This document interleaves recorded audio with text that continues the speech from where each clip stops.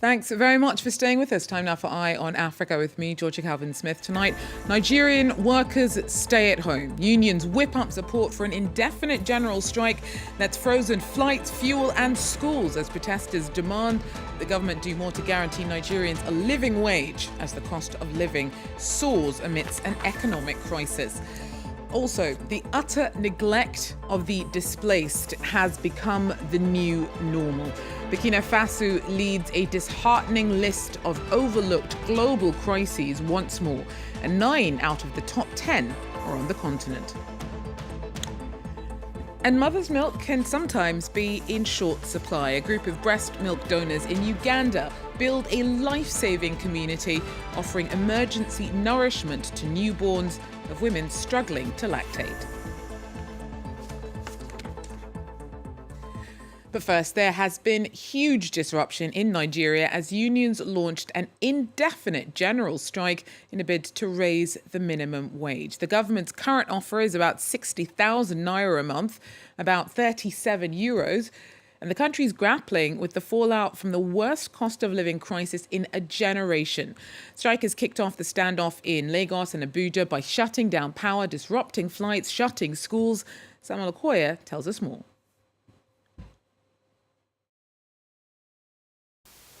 It is one of the most effective worker strikes Nigeria has seen in recent times. Workers in all the key sectors are involved in the indefinite strike. Key infrastructures like airports, seaports, schools, and banks are shut down across the country. A major impact is the shutdown of electricity supply, leading to a nationwide blackout. This strike comes after the government and workers failed to agree on a minimum wage following months of negotiation. The minimum wage of 30,000 naira per month is just about 18 euros. While workers want a rise from 30,000 to about 500,000 naira, the government is offering 60,000 naira. Workers argue that what the government is proposing can only buy 30 loaves of bread in a month.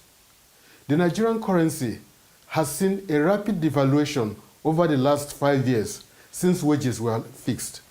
5 years ago, the monthly minimum wage was about 75 euros. Many are concerned that within 5 years, the value of the monthly minimum wage has dropped to about 18 euros. The bulk of the devaluation of the Nigerian currency happened since President Bola Tinubu came to power a year ago. His government aggravated the economic hardship in the country with an increase in electricity tariff and the price of petrol. Sam Olukoya there for us.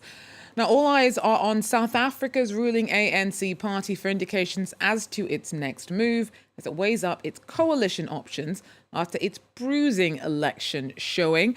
For the first time since coming to power in 1994, the continent's oldest liberation movement lost its parliamentary majority and now must thrash out a power-sharing deal with its rivals. Now, they have 2 weeks to settle on a plan and form a government. Voters are hoping, though, that even amidst this fraught brokering, their leaders don't forget the popular frustrations that caused the drop in support for the ANC in the first place. Maybe they can find a way to work together and put the interest of the country first, and then maybe we can see some sort of change, a positive change, so to say. Yeah. Whoever is in charge, I feel, must do what is needed or what they promise the people. If they promise to provide their jobs and stuff like that, etc., please fulfill your promise. Well, our Anne Wenzel is in Cape Town and tells us more about the complexities involved in the undergoing coalition talks.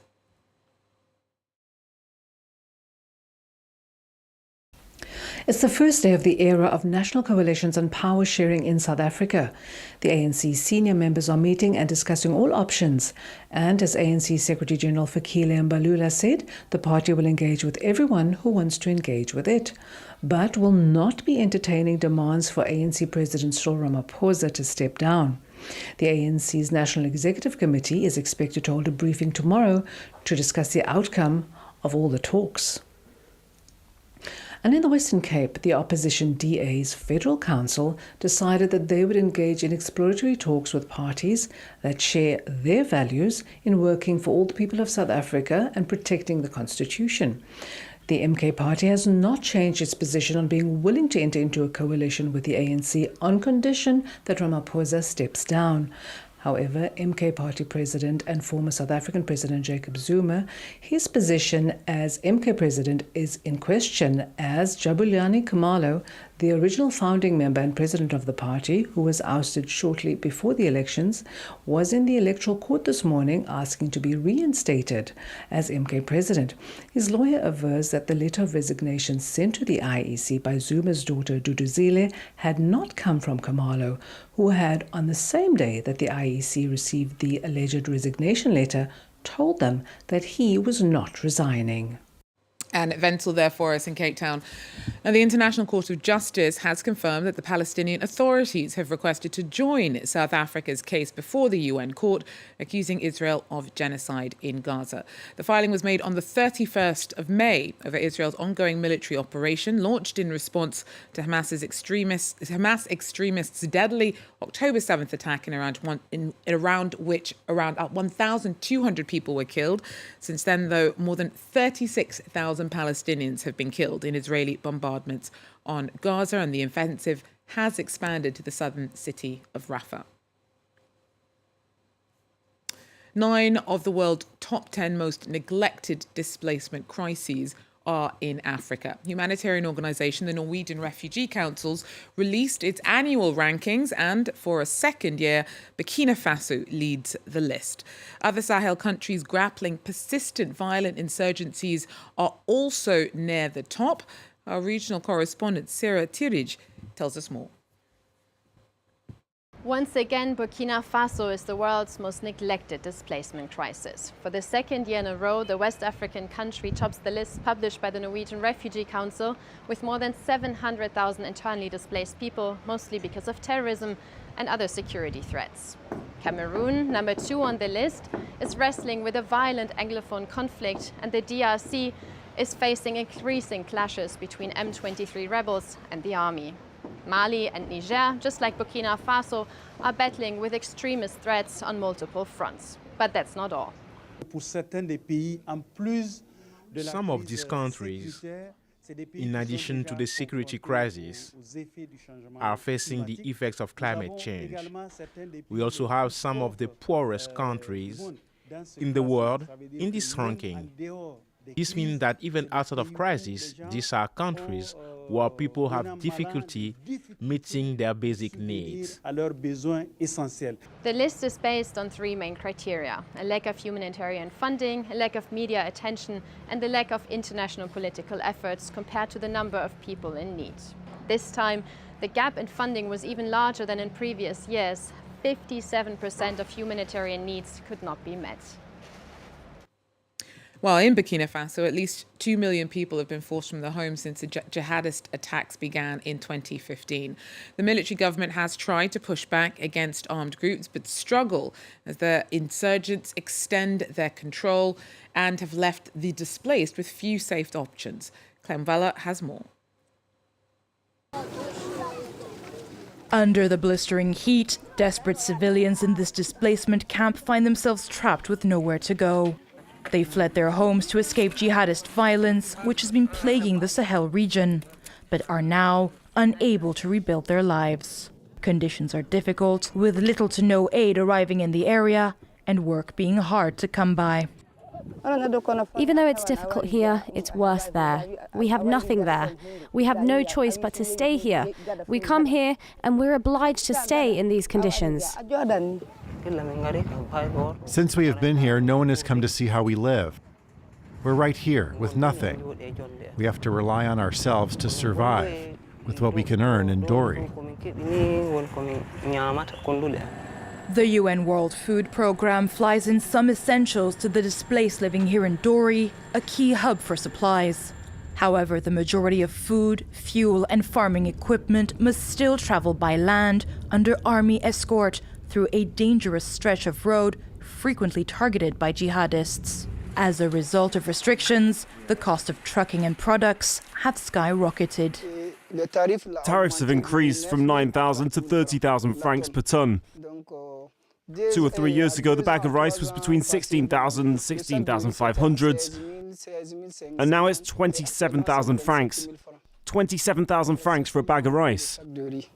According to the Norwegian Refugee Council, a quarter of the 2 million internally displaced people in Burkina Faso are from the border regions in the north, which are particularly hard hit by the violence.